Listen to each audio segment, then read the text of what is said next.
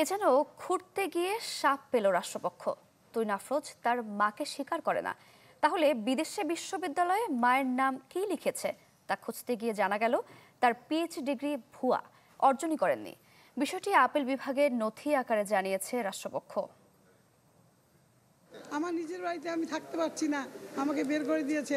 নিজ মাকে বাড়ি থেকে বের করে দিয়ে বলেছিলেন সে আসল মা নয়।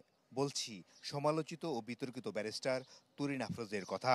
নিজের মাকে প্রভাব খাটিয়ে তারই বাসা থেকে বের করে দেন তুরিন। এরপর জামাতের রোকন বানিয়ে মারধরও করেন। তবে এবার আপিল বিভাগে আসা মামলা নিয়ে নিজেই প্রশ্নের মুখে পড়ে গেছেন তিনি। RICL TMX, যুগের পর যুগ স্থাপনা থাকে মজবুত।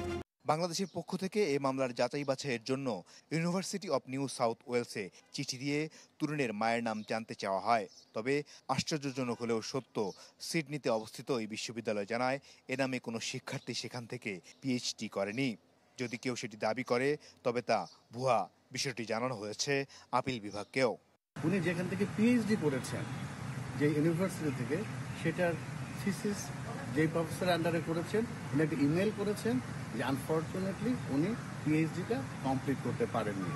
এই ঘটনাকে ব্যাখ্যা করতে গিয়ে ফৌজদারি আইন বিশেষজ্ঞ এস.এম. শাহজাহান বলেন, এটা যদি কেউ করে থাকে তবে সে প্রতারণা করেছে। আর এখানে ক্রিমিনাল অফেন্স প্রপার্টি শেয়ার নিয়ে যদি কোনো ডিসপিউট হয়, it's not a criminal offence. কিন্তু বাকি যেটা বললেন ওটা তো ক্রিমিনাল অফেন্স। এটা তো সম্পূর্ণভাবে এটা তো আপনার একটা প্রতারণা। বৈষম্য বিরোধী আন্দোলনের হত্যা মামলায় কয়েকদিন আগে গ্রেপ্তার হয়েছেন তুরিন আফরোজ। মাসুদুর রহমান, চ্যানেল 24, ঢাকা।